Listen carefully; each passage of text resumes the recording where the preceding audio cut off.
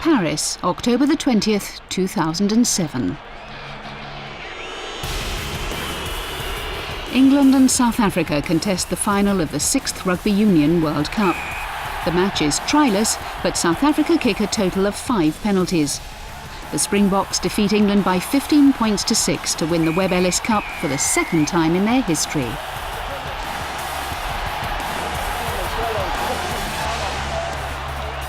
The moment marks the high point in the glittering career of John Smit, South Africa's most successful captain. That was a special moment, and I still remember, because I get quite emotional and things like that, and I still remember telling myself, don't cry, don't cry. And, joined by our president, Thabo Mbeki, with the trophy being handed to me by the president of France, Sarkozy, as well, was a special moment. That song, I remember like it was yesterday, playing in the background.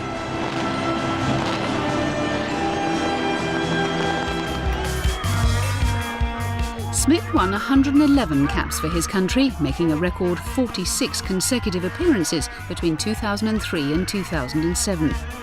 During that time, he led the Springboks to Tri-Nations and World Cup glory. Transworld Sport journeyed to South Africa recently to catch up with the 34-year-old Smit in Durban. The city's Kings Park Stadium is home to one of the country's top rugby clubs, the Sharks. During his 14 years at the club, John Smit was one of the Sharks' principal predators. It's a long time to have one home, and that's what I think. One of the things I'm proudest of is the fact that I've remained a Shark from the 18 years old all the way throughout my career. And it's been a special place to me, and I've made a lot of good friends and met a lot of good people, and Durban's become my home. So with that, this field has always been my home field. In June, the stadium hosted Smit's testimonial match. John's nickname is Barney, after a character in The Simpsons, and his invitational team, known as Barney's Army, took to the field to play a Sharks 15. The event served to launch the John Smit Foundation, which works with 3 South African charities. The idea of the John Smit Foundation, or the Barney's Army Foundation, came about purely because I just didn't want to do something that looked like it was another sportsman taking another paycheck, and it's worked out pretty well, and hopefully there'll be some sustainability to this. And if we can use the Barney's Army brand and my name as a brand to create a vehicle for people to contribute and help these charities for many years to come, then we would have had a success. Given his standing in the game and his immense popularity amongst his fellow players, John had little trouble recruiting some of the biggest names in world rugby for the match. And a lot of the time, testimonial games are about lining pockets, but as we know, this game is completely for charities that John supports, and not knowing that he actually supported them originally, it's no surprise that he does, with the man that he is, and if we can help the causes that he supports here in South Africa, then that's a great thing. Some great causes that he's picked, but again, when I got the call and heard it was John that wanted me to play for this cause, it was very easy to say yes and to come and follow him and come and play with him. United by a sense of doing good, the event felt like an old friends reunion. It even offered John the opportunity to try out some real army firepower.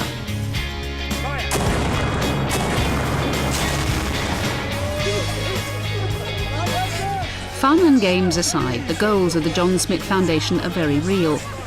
It provides funding for 3 charities: the Chris Berger Petro Jackson Fund, Bobby Bear and the Live Village. They're organisations which help injured players and vulnerable children. I think the first one is one that I've been involved with purely because I'm a rugby player, and I've played for the Springboks for quite some time, and that's the Chris Berger Petro Jackson Fund. Because as beautiful as this game can be, it has been quite cruel to some, with accidents to the spine and with creating disability for someone who's played a game that they love. The others are based purely on children, and that for me is a massive thing for us as South Africans. We need to concentrate a lot more on our youth. One of the children's charities that John supports, the Live Village, is located 40 minutes from Durban. Founded in 1997, Live aims to provide a loving family environment to orphaned children. In the future, it hopes to expand from 1 village to 5 across South Africa, helping close to 5,000 children. Live really, it's a village of hope where we've taking children that are lost, we rescue children, we restore their lives, we raise leaders and we release stars. So it's providing a village of hope for these kids who have been lost. We bring them into an environment where they have a home, a mum who loves and cares for them, these children. They have a school on site, medical care, we have a church, and they're brought up in an environment where all their needs are met. John is extremely well known internationally. More so than just here and now in South Africa, we know many people will follow him globally and get to see through him what our little village is trying to do and what we're trying to accomplish. Alongside the testimonial match, a tribute dinner in John's honour was held. The evening gave him the opportunity to raise awareness and funds for his foundation. A who's who of the rugby world enjoyed an evening which celebrated John's standing as an iconic figure in South African rugby. He's the most successful Springbok captain in the history of the game. But not only was he a formidable player, he's a phenomenal bloke. Off the field, John carried himself with distinction. He's a credit to our country, a wonderful ambassador. And what he's giving back now in terms of his foundation is just very special. You know, I think that summarises John Smit, the legend as a rugby player, but also the true gentleman.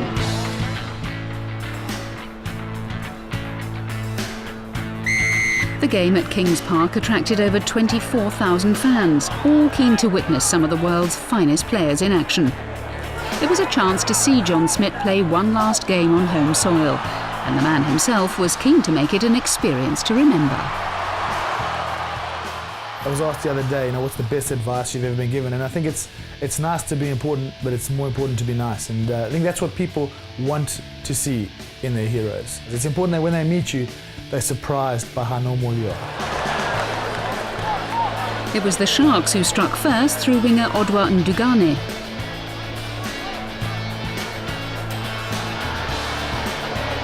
Barney's Army hit back as Brent Russell powered his way across the line.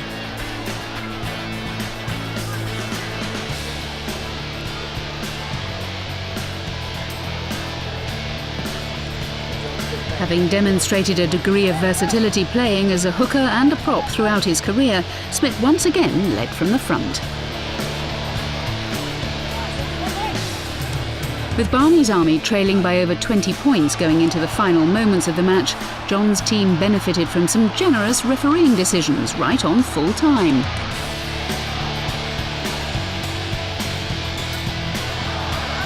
Although the Sharks' 15 ran out comfortable winners, the spirit in which the game was played provided a fitting finale to John Smit's South African playing career. I don't have any regrets, and I think I'm grateful for that. If I look at it in a nutshell and look back with perspective, I sometimes feel like I've been spoiled rotten. I've been blessed with an unbelievable career. It's had some highs and some lows, but it's been an amazing journey and one that I wouldn't change for anything.